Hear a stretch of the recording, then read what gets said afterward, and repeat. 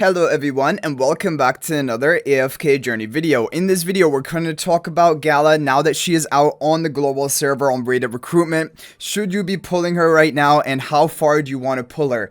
So overall I need to say it, Galahad is the most game breaking hero on rated recruitment since Shemira's banner. She is of that status, must pull status for basically everyone in the game. You can go all in with your resources basically if you need to take her up to Supreme Plus because she is one of the most impactful heroes we have had in a long time. And let's talk about it. So we've already seen on the VN server, she's creating a 200 billion score damage gap in Thalassa, which was yesterday. Today in Nocturne Judicator, she is creating with the Shakira team, which is overall pretty free-to-play budget friendly. This is over a 40 billion score gap compared to the Zany team alternative, which has always been one of the top options for Nocturne Judicator. And the fact that she doesn't even need Celestial Hypogean specifically for Nocturne Judicator to support her, that's even better. And in Thalassa, even though the top team was Gala plus Alicet, there was also a good, more budget team, which was with Gala, Ludovic, Pandora, and Smokey. And so basically, you're going to be fine even if you don't have certain Celestial Hypogean heroes built up. Galahad still is going to provide you massive value. We've seen even in Necrodraken, which is a boss which is least suited for heroes like Galahad because heroes which are stationary get debuffed very heavily by the boss. But Galahad was still the best in combination with the Harok team. Now, if you don't have Harok, then probably she will not be the best. However, if you have Harok built, then Galahad is still a necessity even for Necrodraken, which is a boss not meant for her. Even though she did get a minor nerf when she was brought over to VN server and now global server, she still overall has more than enough value intact that she should still be the top damage contributor for endless bosses after with our mythic plus charms that we have. So Galahad is a must pull status hero, and now the question is, how far should you invest into her? Do you want to take her to plus 25 exclusive equipment? Yes, as soon as you have the resources, just like with Shemira, how big of a priority it was to get Shemira to plus 25. It is very similar for Gala, because Galahad is just a hard-hitting damage contributor for Dream Realm. So the more stats you can give her, the higher your score is going to go. And you're going to be competing with other people. Probably most people in every server is going to pull Gala. So then the competition will be how high is your exclusive equipment on Gala. So plus 25 is really important. Is Paragon upgrade important? Now this is the thing. She is a damage dealer for Dream Realm. And like we know with Shemira is considered a pretty high Paragon upgrade priority. Even heroes like Ludovic and even Pandora, because they have high Dream Realm damage output. And if you Paragon upgrade them, they're going to gain just more basic stats and hit harder in Dream Realm. So from that angle, it is important to Paragon upgrade her. For PvP specifically, Galahad also does work, but basically her strategy in PvP is very it's a very single line strategy. There's only one real way of using her, which is that you just use her in an energy boosting, quick ultimating comp and allowing her to just wipe out multiple enemy heroes. Because her ultimate is basically all of her damage nuke, and it has a pretty good multiplier, especially with their blast charms. And so if you use Pandora Galahad combo and Galahad comes out of the box and kills 3 or 4 enemies, then you just clean up from that point. And that is basically the strategy you want to think about for PvP. So she's very ultimate dependent. That has problems, of course, against enemy Dunlingers. However, she's just basically of that almost Shemira tier in PvP. Shemira is now going to be used more of a bruiser and and Galahad is just that one hit nuke with her ultimate, and you just need to make that one ultimate kill multiple enemies. But obviously it's not good into enemies who have, survival like Saida, Igor, Athalia, because Galahad will not be able to nuke anything or actually kill them, and then they're gonna bounce back and kill you. So that's basically the thing about Galahad in PvP. She's not top tier in PvP. There's no question about that, and really, she's way too slow if you don't use her with energy boosters. 400 energy, initial energy is just way too slow. You need to use it with energy boosters, whether it be Pandora, which is the best, or if it is like Theodore, which is fine, but still not even enough energy boosting. It still takes a while for Galahad to go off. She could die in the meantime.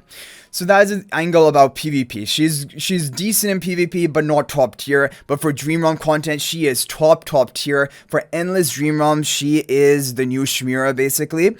However, for pre-Endless, we don't know. Like, obviously we're gonna be able to test that in battle drills and glyph shade boss, because those are the bosses which are more similar to pre-endless bosses, and depending on her performance there, you can decide how good is she actually for pre-endless. But I'm very confident that Shemira is still gonna be the queen of pre-endless, and Gala is just gonna be the queen of endless. And basically together they're the dynamic duo, and like they just, they take one shift, and then the endless shift goes to Gala basically. So that is going to be Gala. In a nutshell, she is must pull it even from right now, day one. You can just pull her if you have the resources. There's no question about it in my mind, because everyone is gonna want to have Gala as soon as possible, because every day she's making a meaningful score gap. Like, for example, even if you pass on her today, you're gonna be at best 40 billion damage behind. And like, that is tough. Now, what I'm really hoping to see, because we saw it today in Nocturne Judicator, Gala actually kicked multiple Celestial Hypogene heroes out of the top team. In the previous week, the top team was Mehira and Fresto. Now the top team is no Mehira, no Fresto. Just twins and Gala and Shakir. So she's brought Shakira back to life for Nocturne Judicator, and she's kicked multiple Celestial Hypogenes out of the meta, at least for Nocturne Judicator. I'm hoping to see that for more Dream On bosses, because really, this season was really rough when you looked at the endless meta. Mehira in multiple teams, Fresto, Baelran, Aliceth, Harak, like you're all of these Celestial Hypogene heroes being used as a best option in various different teams, and Galahad, I'm hoping, is just gonna kick multiple of them out of the meta, so that basically free-to-play or like lighter spenders can compete and not have to build all of these Celestial Hypogenes. Because the thing about Celestial Hypogenes dominating the meta, I think it's fine in game modes like Ravage Realm, Titan Reaver, which are not like a daily really important grind. But when it then comes and also creeps into Dream Realm, it's really difficult and frustrating for free-to-players to be able to compete. And Dream Realm always has been relatively free-to-play friendly, but this season it really got pretty tough. With we had Baelran last season, then we had Aliceth, we had Mehira, and even Fresto is making like that resurgence. And for newer players who like skipped on Fresto, that's also kind of an issue. So I'm hoping that Gala is just gonna basically be that assistance we need to get really good scores in all bosses, even without needing many Celestial Hypogenes belt. So that's another point, that if you were planning to build Mehira, I would definitely wait on it for right now. Mehira's already been kicked out of Nocturne Judicator, and we don't know how many other bosses Gala is going to kick other Celestial Hypogenes out of. So overall, I'm a big fan of Gala. I think everyone is. But also in terms of her actual functionality, her strength, I'm a big fan of that. She is very, very strong.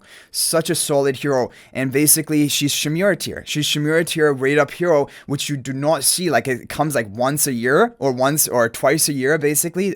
Hero of that caliber getting released on rate up recruitment. So you just want to go and build her. You don't need to Paragon upgrade her. Do keep that in mind. If you don't have resources, don't feel pressure that you need to also Paragon upgrade her. If you have plenty of resources though, I think it's a fine decision, like get her to Paragon 2. Stop there and then wishlist her, slowly build her all the way up.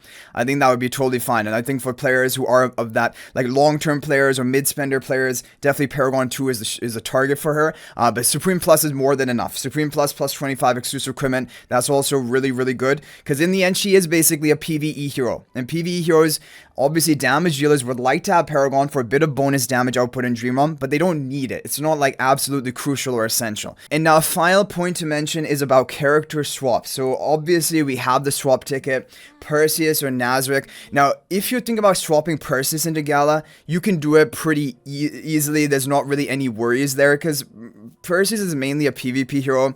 There's potential that he could have some Ravage Realm use, but probably not a game-changing amount, even if he is used there. And again, that's not a major priority. So like swapping Perseus for Galahad, there's no question that's pretty safe. Swapping Nazarick for Galahad, this is a bit risky, because Nazarick is a beast in pre-endless, and I still think he's going to be a beast even after Galahad is released, because Galahad definitely is more of an endless damage dealer hero. So you could have some pre-endless use, especially the fact that she enhances the effect of buffs from your artifact. However, I still think Nazarick is going to be pretty important to have on your account.